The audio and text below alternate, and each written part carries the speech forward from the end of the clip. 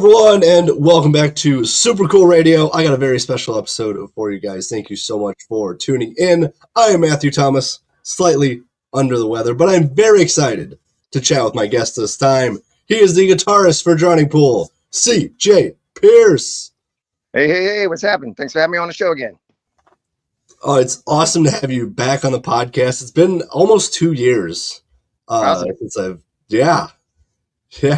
Indianapolis 2024, May 2024. So it's nice to chat with you again. We have a lot to discuss with Drowning Pool, especially everything you guys have in the works. So thank you so much for your time. Yeah, man, thank you. So I wanted to talk about, before we dive into current present day at Drowning Pool, I wanted to talk about what happened last year. You guys appeared on The Tonight Show. It was amazing. And, how did that come about, and how was the experience? Dude, it was awesome. Everything came together naturally. You know, they had Offset had hit us up. He had actually hit up my drummer Mike personally. Wanted to find out, about using a sample of Bodies, and they wanted to do their kind of, original rap version using that in it. So, that happened 6 months prior. I wasn't sure what was going to go on with that and what's going to happen. They put the song out. And it's doing amazing. I love what they did with it. So, they had a guy named Benny X kind of did a remix to kind of mix a little bit more of our style, heavy mixed in with the original version that they did. And then next thing you know, they're on the Tonight Show, and they called us up literally like a week before. And we kind of put that all together on the download hush because they wanted to be surprised. I had the band backing me on it. Dude, it was just an awesome experience. We rehearsed that Sunday before the show was on Monday, and just being in the room with Offset and JID, man, they were just super talented, and all of us just jamming together. We had the full gear up. It was loud. You could just feel that energy. So, normally in a situation like that, I think anybody would be, slightly nervous. Like, it's Jimmy Fallon, man, it's a nice show. But, I was just excited to play with these guys and to play the track live for everybody because, again, it was just fun for all of us, man. It definitely looked like it. It looked like such a great time. And, my personal fun story with it is that I found out you guys were going to be on The Tonight Show the next day after it happened because I missed it and I was so mad. Yeah, they told us not to tell anybody. It was a surprise. Of course, I told my mom, you can tell family, but the big deal was the surprise that Drowning Pool was on it. So a lot of people were, even business wise, like, hey, you didn't tell me you're on it. But it was, surprise, we're here. You can go back and watch it now. Yeah, it's available on YouTube now. I'll have a link in the description, but it is so kind of curious. So with obviously his rendition of Bodies, when did you kind of first know about that he wanted to do a version of Bodies? It was actually probably around this time last year, February, March, last year when they had asked, to use the sample. And I appreciate that too, just keeping it, business wise and all, and professional. It's of course, use the sample, man. Again, what they're doing with it is their art, and it's amazing. And then from that point, it transpired to us being on Jimmy Fallon and rocking out together. Looking forward to doing more stuff with him. I hope we can. There's so much on our plate constantly, which is great. Busy's awesome, as they say. But it'd be nice to do another collab with them or do some other mashup things. So some stuff is in the works on our side of the fence, and we're also hoping to pop on stage, one of their shows and have Offset come up on one of ours. So there's talks in the works. I'm hoping that magic happens, but when it does, it'll be a surprise again. You'll find out the next day, unfortunately, unless you're at the show. Well, that's why you got to see Drowning Pool live, obviously. You never know what's going to happen with that. You never know, and that is so true. More true things can happen, man. We just did 5 shows overseas in Norway, and every single night we changed the set list and did something different. And even while we have the set list, which is more of a guideline, if somebody called out a song, it was really cool, man, because we had a fan call out song Mute off of the first record, and we haven't played that in a while. And Ryan just looked over and said, hey, let's play Mute. So we did. And I love that interaction that we were able to do that with fans. So every show is uniquely different. Oh, it definitely is. I mean, I've seen you guys live twice, and it's always been such a fun time. And another kind of funny story going back to the Vogue is I was it was close to the end of the set, and I was talking to one of the security guards because I was a photographer for the show as well. And I was telling her, I was like, well, Ryan's going to, the lead singer is going to go into the crowd for the last song. She's like, no, they're not. And I'm like, yeah, it is. He's going to go in the crowd for the last song. And then he jumps in the crowd for Bodies, and she's like, oh, you're right. I'm like, yeah, I've seen them before. Yeah, dude, it's awesome. Ryan started doing that. We were doing USO shows and stuff like that back 2005, 2006. And we do a lot of stuff, for the men and women, that in armed forces, and he always started going out there for that. But there's been a few shows, especially a couple festivals in the past year, where he jumped out there. I'm like, man, I don't know, that's a lot of people, they're going crazy, and he'll jump out, and then we're doing the long ending, and we're ringing out, and it's like, hey, is there a singer in the audience? Can you throw my singer back on stage? And they just took him off, throw him back up here. So we haven't lost him yet, but there's been a couple times where it's like, Ryan, where you at, man? We just stretched that cord all the way out. I guess I can pull him back in like a fishing line if I can't find him next time, if he's hanging on to that microphone still. But again, kind of going along with it, though, it adds to the experience. And that's, when I see you guys, I always have good memories. I always so much fun, just because you guys do different things, and you're like, obviously going into the crowd, it adds to the experience, and it looks like you guys are having a great time as well. Yeah, we're always having a good time, man. And we're the kind of band that does hang out. I love watching the other bands play every night. I'm always out when we're on tour, watching somebody play when I can, and hanging out, talk to people. That's what it's all about, man. I love touring. I mean, we get to play our show and do our thing, but I get to meet so many amazing people and rock fans across the country. And that's, I made a lot of great friends because of that. I'm on that bus already anyway. There's no fun on the back of that bus, man. The fun is out there in the crowd.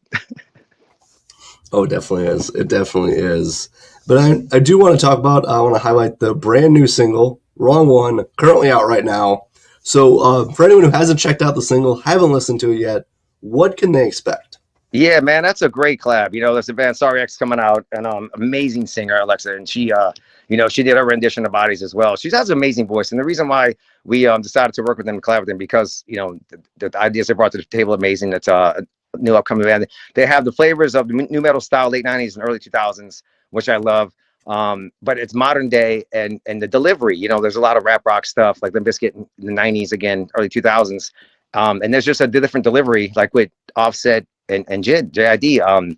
So it's really cool how they're using the kind of the modern day, new metal style and modern day rap delivery. She sings amazing singing voice, and then she gets heavy, like you can't believe it. And then she has that rap delivery that just flows. So it was an awesome opportunity to work with them. I appreciate them, letting us work with them as well. It's a fun song, man. It's a killer song. It's jamming. So I hope everybody else enjoys it. It was fun doing the solo. I did the solo right here in this chair, right in front of these speakers, man. Right here in my home studio. Well, I got one question before, because I do want to talk about the solo as well. But how the collab with Sorry X come about? So Shan, the head of our label, SBG Records, got in touch with us. He's the one that had kind of saw the video by, and through him making the love connection, if you will, between us, and sent the track over. And is this something you'd be interested in doing? Because they had the early workings of the song.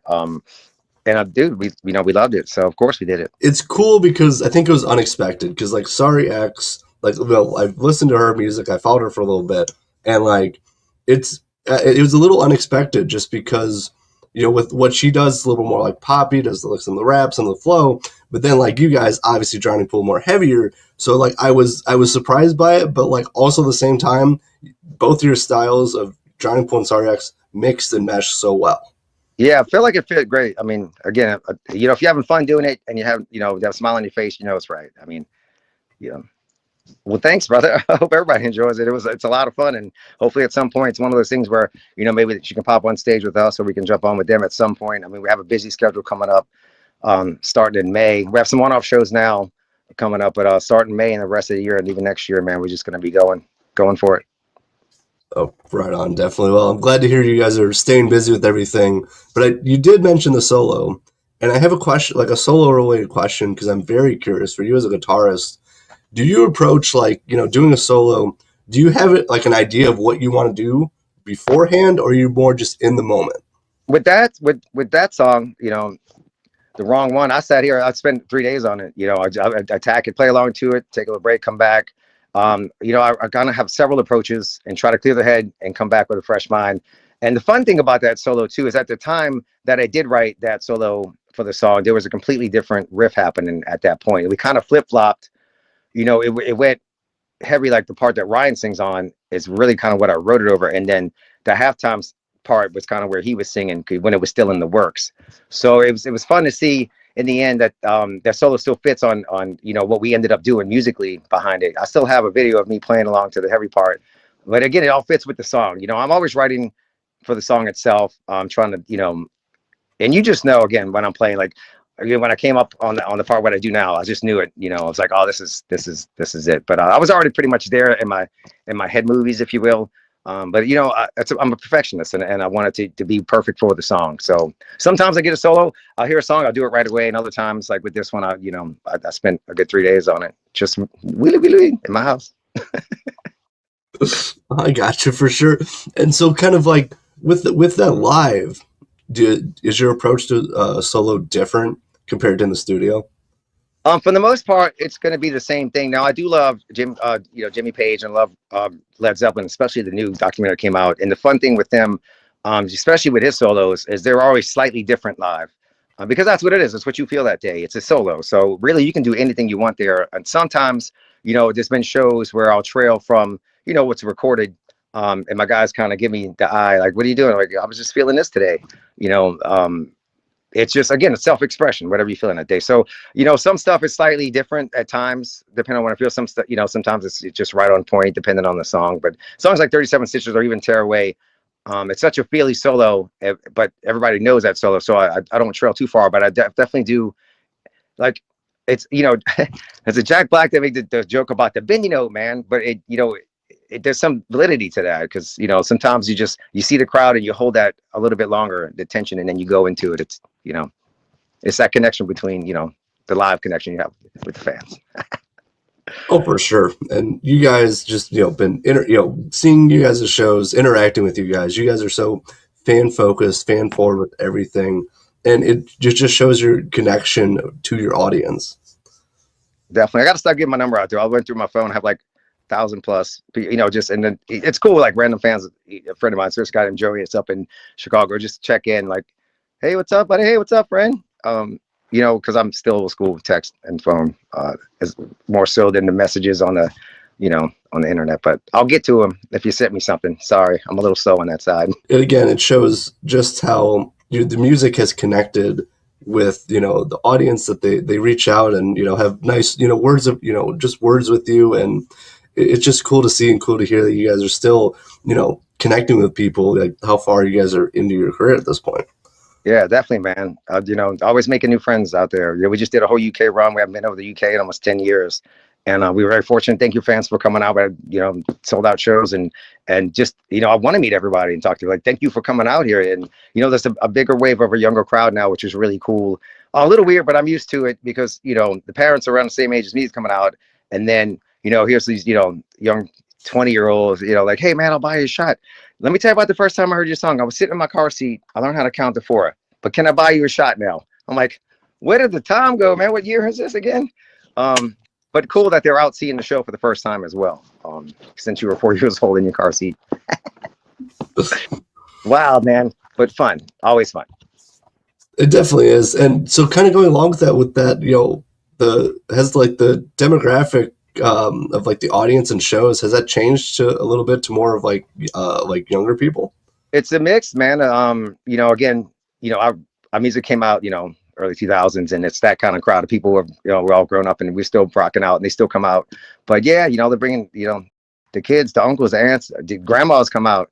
Grandma was at a show. Grandma, I can't tell that story right now, but the grandmas rock out too. Yes, they do. Oh, for sure. For sure. I mean, it's rock and metal music. I mean, it's for everybody. It's for everybody. It's for the whole family. Family fun at the Adrenaline Pool show. Bring the kids. That might be a new tagline for Drowning Pool. I think it might. Yeah, I think it might be. I think I might use that, man. We'll start playing at Six Flags or something. I know. When I know I'm going to make it is when I get in the elevator and I hear the elevator music of Bodies. Then I know that's when I know I'm old. When it's soft jazz in the elevator. I haven't heard that yet, but I'm sure it's coming. or like at the grocery store when they play music. Yeah, I think it's where they at now in the 90s. They got like mid-90s stuff at the grocery store. So I guess if they move a little bit further down, another 10 years, I'll be like their background grocery store music. It'd consider light rock. That would be something. I think it would make my grocery shopping a lot more fun if they had a Drowning Pool playing. Get your groceries done faster when you listen to our music, because it's just like shopping. Yeah. Until you drop something. Might be a new marketing strategy. It happened right here on your show. That's right. People are gonna look back and like 5 or 10 years ago, hey, that's what they were talking about. Nailed it. We're gonna put it in the universe, man. I did want to talk about like kind of speaking to like the career and sound of Drowning Pool. I've noticed, and I think we've talked about in a previous interview as well, that you don't try to like retread like the same sound for all the like the albums and songs. So like how big of a challenge is it to not like deliver like the same like song or sound, for like newer music, especially this many albums or songs deep in your career? Well, that's just the life journey. Like, try to evolve as a musician, as we all do, and life experience. I mean, every time I tour and go out and see things and meet new people, it's an influence. So naturally, for me, writing from what I feel, writing, straight from the heart, man. It's like, as far, just the evolution of the earth, and so does the music along with that. We're always gonna have that foundation sound that we have with Drowning Pool. But again, other thing, just to reference like Led Zeppelin, man, like they took a musical journey, man. You listen, they had a wide range of music within the foundation of Led Zeppelin, and we've done that, and unintentionally too. Unfortunately with Dave passing away and having a couple singer switches, also, to write what I feel, but also with per singer, it's like, well, if I did that part, that kind of helps him, gives him the zone to sing his way. But having Ryan back in the band, it was already great.